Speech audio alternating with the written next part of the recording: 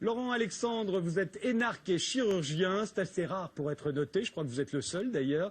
Donc chirurgien, urologue, neurobiologiste, vous êtes le fondateur de Doctissimo, célèbre site d'information sur la santé et le bien-être. Vous dirigez à présent DNA Vision, une société qui propose un décodage personnalisé du génome afin que chacun sache quelles maladies potentielles le guettent et tente de les éviter. Dans votre dernier livre, La mort de la mort, vous expliquez que l'espérance de vie risque de doubler au cours de ce siècle. Celui qui vivra 150 ou 200 ans est peut-être déjà né. La vie serait faite pour durer de plus en plus longtemps. Alors pas seulement d'ailleurs parce qu'on peut changer tous nos organes, c'est parce que tout va nous faciliter, pour ainsi dire, l'allongement de la durée de la vie. Cela fait 250 ans que nous faisons reculer la mort. Notre espérance de vie a triplé depuis 1750. Elle était de 25 ans en 1750, elle est de plus de 80 ans. Donc le recul de la mort, il a commencé au milieu du XVIIIe siècle. Aujourd'hui, notre espérance de vie augmente de 3 mois chaque année. Ce qui fait que quand nous vieillissons d'une année, nous ne nous rapprochons de notre mort que de 9 mois. Et cette augmentation de l'espérance de vie va très probablement s'accélérer dans les décennies qui viennent.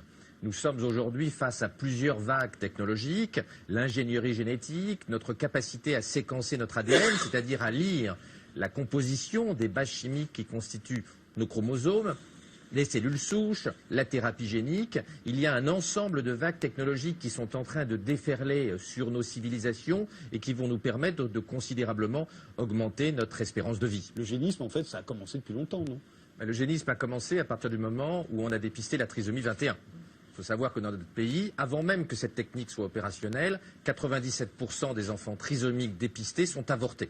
Il n'y a qu'un trisomique sur 30 qui survit au dépistage aujourd'hui. Donc en réalité, alors même que l'eugénisme est interdit par la loi, en réalité il est pratiqué, il y a une grande hypocrisie en matière d'eugénisme. Ce qui est certain, c'est que cette technique, c'est-à-dire la capacité à séquencer le fœtus par prise de sang de la mère, parce qu'il y a un petit peu de l'ADN du fœtus qui passe le placenta et qui rentre dans le sang de la mère.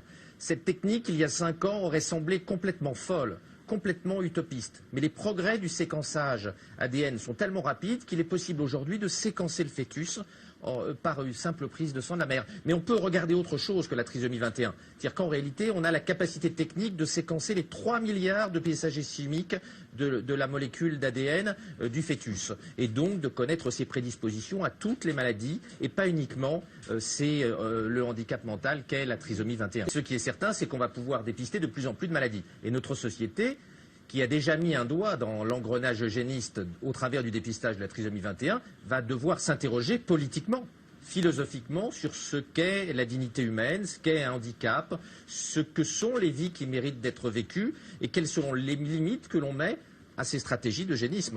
Le fait que notre espérance de vie puisse s'allonger, est-ce que c'est une bonne nouvelle? Est-ce qu'on a envie de vivre 150, 200 ans? Qui a envie aujourd'hui de revenir à l'espérance de vie de 1750? Qui a envie de mourir à 25 ans? Mais qui peut croire que mais qui peut croire que la personne qui vivra 200 ans est déjà née? Vous le croyez, mais très peu de gens le croient. Oui, mais il faut savoir que les technologies dont nous parlons sont extrêmement récentes. La première personne au monde qui a été séquencée, c'est en 2003. Ça a débuté en 1991, ça a duré 12 ans, ça a mobilisé 25 000 chercheurs sur Terre, ça a coûté 3 milliards de dollars. Aujourd'hui, on séquence en 2 heures, il faut un technicien pour appuyer sur un bouton et ça coûte 1 000 dollars. Dans 5 ans, ça va coûter 100 dollars, le prix d'un pantalon, ce sera fait en un quart d'heure. Donc la rapidité de ces chocs technologiques, de ces vagues technologiques est tellement rapide que les politiques, le Parlement, la société civile n'a pas encore réfléchi à toutes les conséquences médicales, mais aussi philosophiques et politiques de ces évolutions. La première personne qui a été séquencée en France a été séquencée il y a 2 ans et demi. C'est quelque chose d'extrêmement récent. Et sur le plateau, et parmi vos auditeurs, tout le monde sera séquencé dans les 10 années qui viennent. Donc ce sont des événements très récents. À partir du moment où on va se faire séquencer chacun, on pourra voir quelles maladies nous guettent, on pourra peut-être les éviter, on verra notre espérance de vie s'allonger, et si on vit chacun 150 ou 200 ans, il va y avoir le même problème de place que celui que dénonçait le canal Notin tout à l'heure, auquel on avait trop d'ordinateurs dans les déchets. Ce n'est pas certain, parce qu'en fait, la psychanalyse nous montre que si nous vivons plus longtemps, peut-être que nous aurons moins besoin de nous reproduire. Il n'est pas certain que nous ne diminuions pas le nombre d'enfants que l'on a. Mais nous allons être face à des problématiques nouvelles.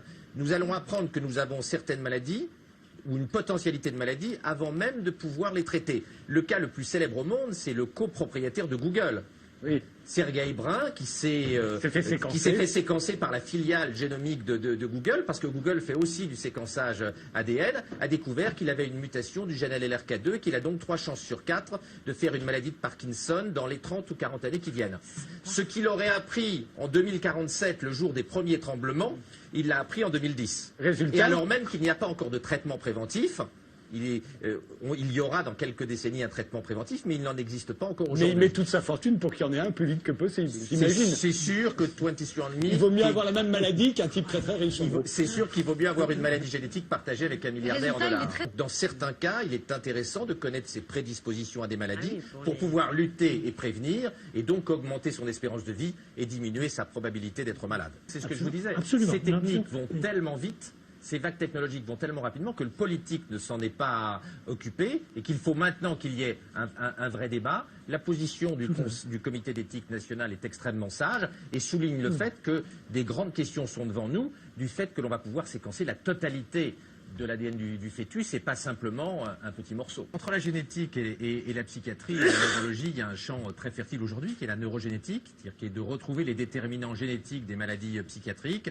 On connaît maintenant des déterminants génétiques à l'autisme, à la schizophrénie, et c'est un champ qui va être très, très chaud d'un point de vue éthique et politique et qui va nous occuper quelques décennies. Et il faudra veiller à ce qu'il n'y ait pas de débordement à cette jonction entre la génétique et les sciences du cerveau. Si on vit 200 ans, on va se traîner des troubles mentaux pas possible. Sachant qu'il nous restera que l'assassinat et le suicide pour en finir. Il est possible qu'une espérance de vie très longue conduise à une augmentation des troubles mentaux. Ça, c'est sûr. François de Causet. Non, ben, je pense qu'effectivement, pour les 200 années de vie que vous nous proposez, moi, toutes les années en plus, je les prends. Les années en trop, je voudrais les laisser.